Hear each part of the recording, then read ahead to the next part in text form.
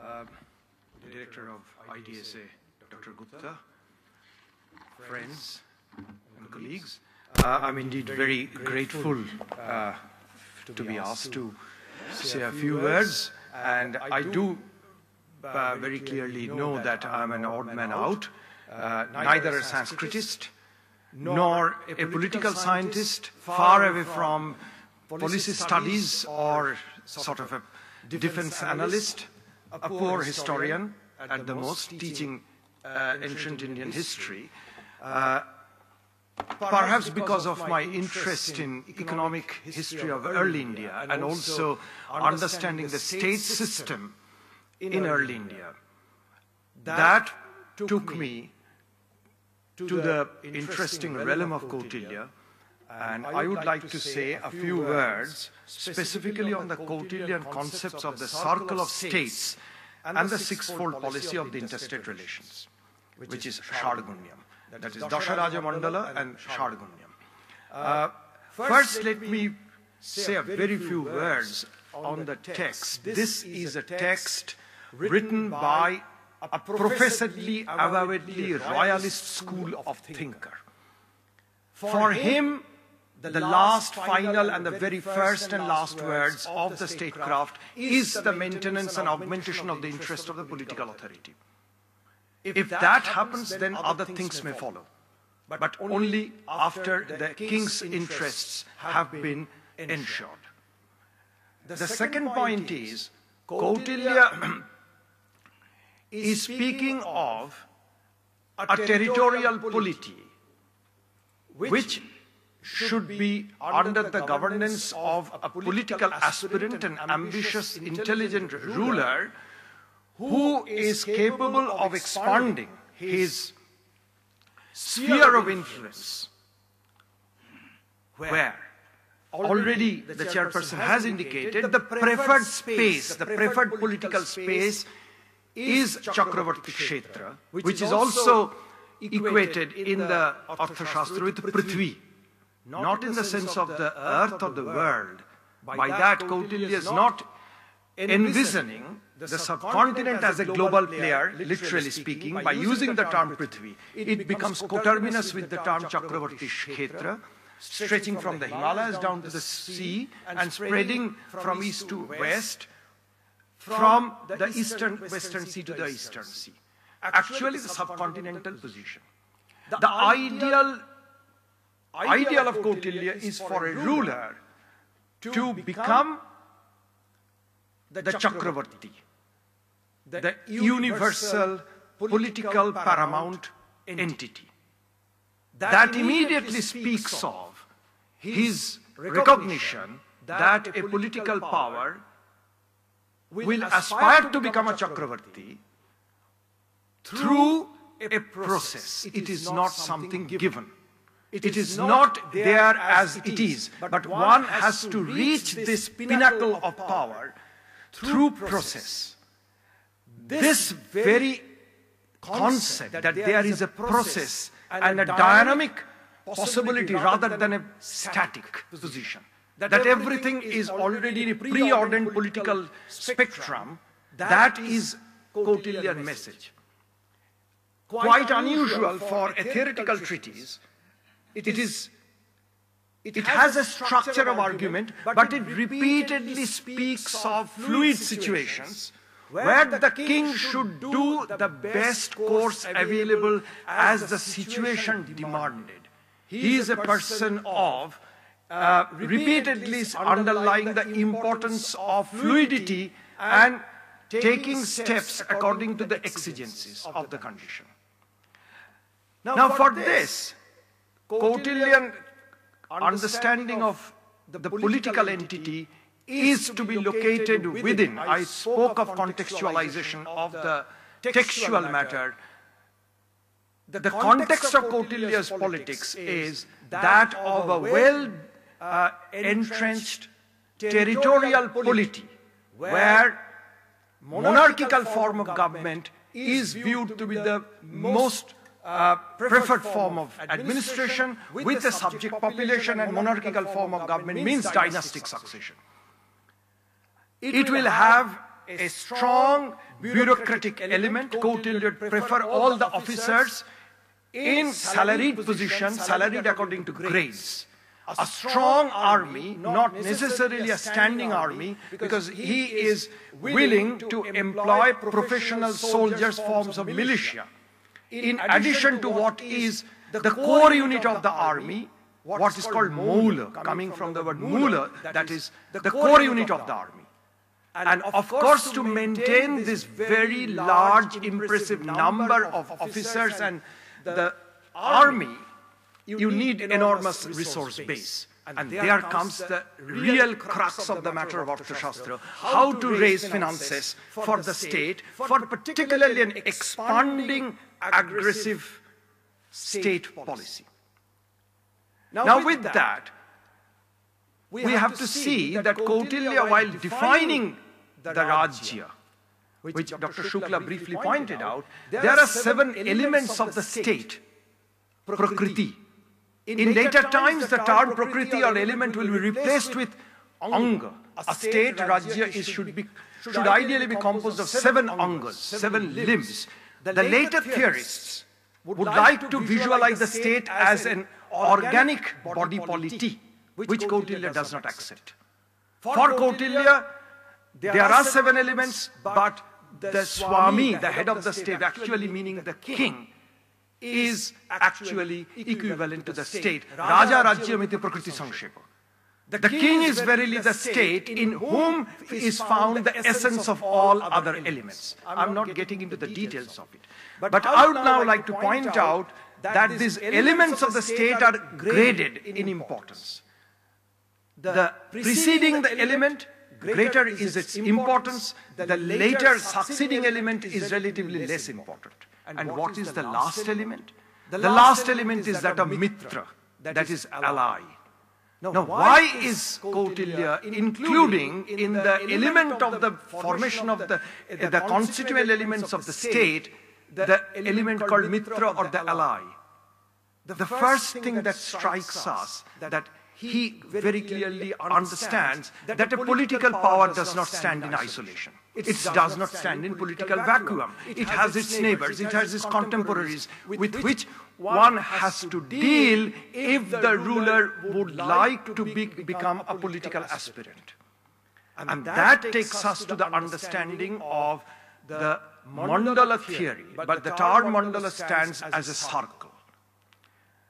Actually, what Kautilya proposes is a structure of concentric circles, layers of circles. If you have a concentric circle, then you have a center, a common center. At the common center resides his sort of the champion of the text, the would-be aspirant, the intelligent, ambitious ruler who is called a Vijigishu. Literally meaning one who is intent upon conquering. Vijigishu. Actually meaning an would-be conqueror. Please note, he does not consider the Chakravarti at the center of the statal circle. From the Vijigishu, one has to reach stage by stage the position of the ultimate political paramount authority.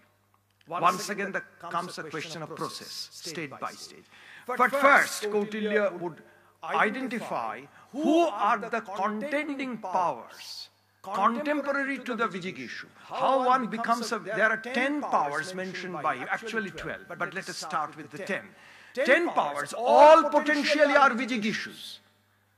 Ultimately, one power would emerge as more potent than the others because that particular power is capable of strengthening itself internally before launching to confront or to take into account its contemporary neighboring powers. First thing is the internal consolidation, and that makes the stage ready for an ordinary power to become Vijigishu. How? By exercising 3 types of Shaktis of strength. One is Atma Shakti, the ruler should himself from within excel. he has his Prabhu Shakti, his strength of the authority. If he is not within his realm, is able to establish his authority, there is no chance of his expanding his authority beyond this realm. So Atma Shakti, Prabhu Shakti, and which will depend on Mantra Shakti, the power, the excellence of his counseling. He cannot run the show himself alone. And Kautilya would say that it is only because of the Sahaya assistance, largely from his Amatyas, Mantrins and other functionaries, that the wheel of administration will move, because a single wheel cannot move the vehicle. That is his Chakramekam Navartate. So the mantra, the counseling, is a crucial element of internal consolidation of the would-be aspirant. Now once this terms, the conditions are fulfilled, then it leads to the increase of Bala, one's power. Also Bala can mean Danda, which stands for one's striking power, the coercive authority of the state. Kautilya says, Balam Shakti. From Shakti will lead to your Bala, that is your power, strength, authority. And that leads to Siddhi, success. Siddhi or success takes you to the position of Sukha, happiness. So this is almost an arrow line of gradual procedure from one end to a final destination through several stages. One second stage becomes important. And then Kautilya enumerates the different powers in the statal circle, range of either one's adversary or a kind of allied position. That's why once again Mitra comes to prominence. The concept is, according to Kautilya, that the Vijigishu's territory is at the center, the power immediately adjacent to it, Bhumyantara, should be occupied by that of the Ari or the enemy. Because he feels that the contiguity of two equally matched powers, side by side, has only one option, that largely that will be conflictual. Next to the Ari is in the statal circle, is the position of the Mitra.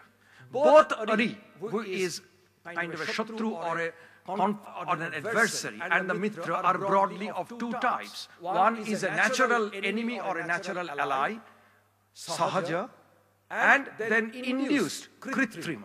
That is, you can purchase a power under your alliance. A power can be befriended by various means. It can turn into an enemy if the conditions do not fulfill. Now beyond these are the three other basic elements. Now after that, Kautilya would consider the ally of your enemy. And next, the ally of your friend. Once again, the balancing and counterbalancing of powers. And finally, in the front, there is the friend's friend of your ally. So, three hostile powers, two allied powers, plus the Vijigishu. This is the front direction of the statal circle. And Kautilya, typical Kautilyan policy, who is suspicious of almost every move of everyone, except that of the king, is aware that there can be a lurking danger from the rear. So he places number of power in the rear. That is, in the lower portion of the circle. You have then the peculiar term, Parshni Graha. The word Parshni means heel of your leg. Graha is one catches. Someone catches your heel. Obviously, this is an enemy from behind who catches you unawares from the heels. Kautilya asked the Vijigishu to be aware of this person, who might destabilize by a movement from behind, Parshni Graha. And then, if there is an enemy at the rear, there should be a balancing ally in the rear, who is Akranda. That is, one who cries out and warns the Vijigishu that there is an enemy behind you. Akranda. And then, typically like the frontal arrangement of the powers, there is a friend of the rear enemy and friend of the rear ally. So 5 powers in front, 4 powers behind, 9 at the center Vijigishu. That is the structure, 10. But beyond that there are 2 more. One is called Madhyama, and once again the problem of translation. Madhyama would literally mean someone standing in the middle, in between. In fact, in Sanskrit, Dr. Shukla will bear me out, perhaps one of the meanings of the term Madhyama in Sanskrit is that of an umpire. Therefore, the question of one's neutrality. It may be a power, extremely powerful, but not engaging into the activities, whether friendly or inimical, to the Vijigishuu, remains sort of at a distance without intervening, and therefore can be a Madhyama, maybe something like the neutral, not engaged either in hostility or in alliance.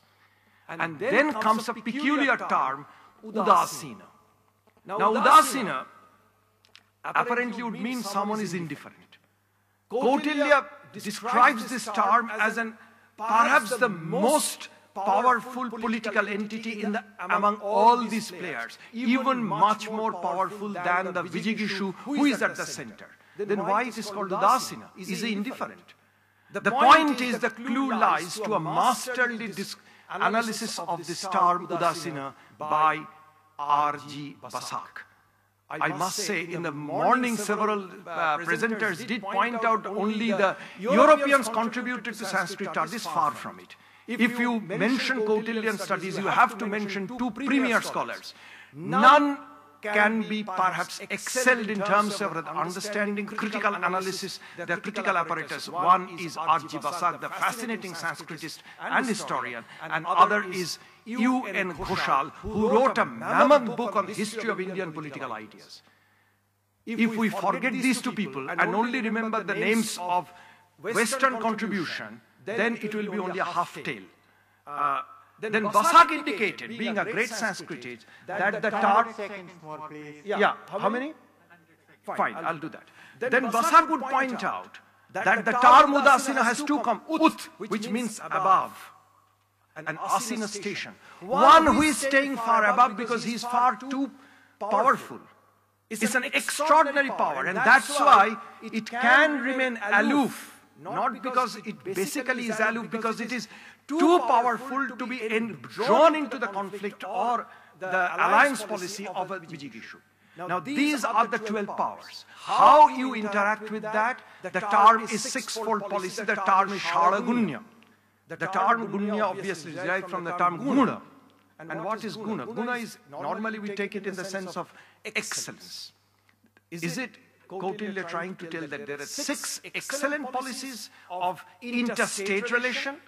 The term Guna can also mean the string of the bow, on which depends. If the string of the bow is tight, taut, then on it will depend the speed, the direction, and the striking power of the arrow, which is actually aimed from the base of the bow, the string of the bow. And that's why the Guna is particularly acts as a string of the bow from which one could shoot policies.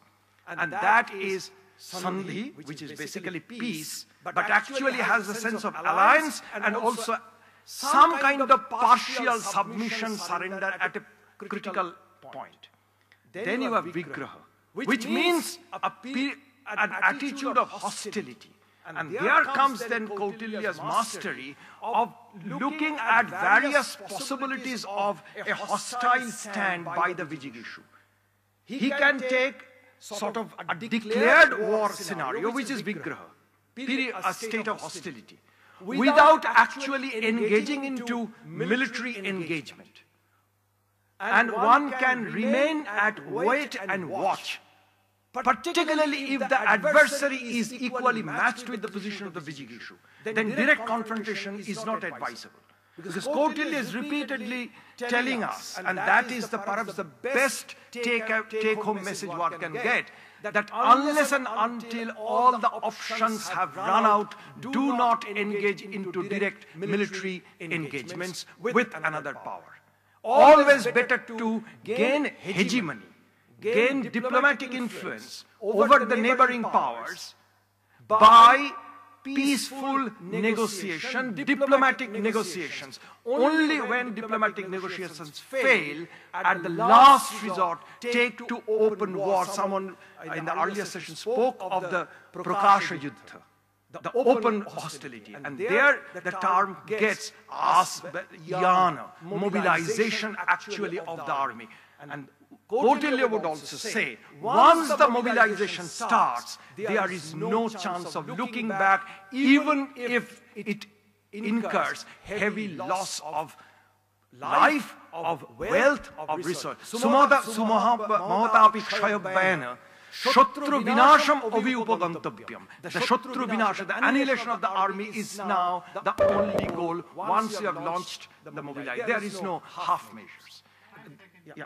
And there are two more policies. One is of the Shamsra, which is political asylum, and Dvaiti Bhava, that simultaneous war and peace by the Vijigishu, if he is confronting multiple enemies, he has to find out which enemy is more powerful and has greater capacity of striking power. With him, he would sort of come into a deal of peaceful settlement.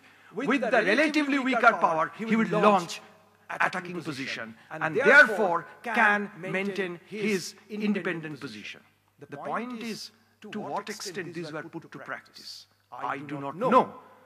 Take for example, I am not very sure if all the Kautilyan policies can straightforward be put into the category of the Mauryan times. At least chronologically speaking, my sense of history will not put the Arthashastra straightforward into the Mauryan period. I am not getting into this. Take for example what in the time of Ashoka, we know from his inscriptions he was maintaining very regular diplomatic contacts and actually a continuation of his grandfather's policy with the Greek rulers both of Syria, Babylon, and the Greek Ptolemaic rulers of Egypt, Antiochus Theos and Ptolemy Philadelphos.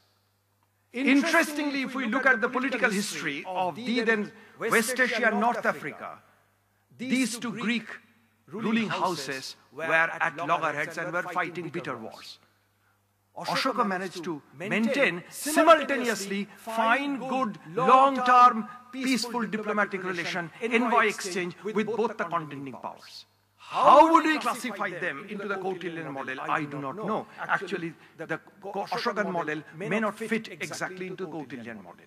That won't do. And Kautilya, for all his purposes, repeatedly stress, it is no use merely launching for an invasion of even a weaker ruler, unless and until the conquest to bring definite and definitive economic gains for the ruler. There is a very strong underlining of the territorial conquest only when it would yield something substantially to the treasury, at least the material gains would be there. I can elaborate this particular position if there is a question time available. Thank you very much.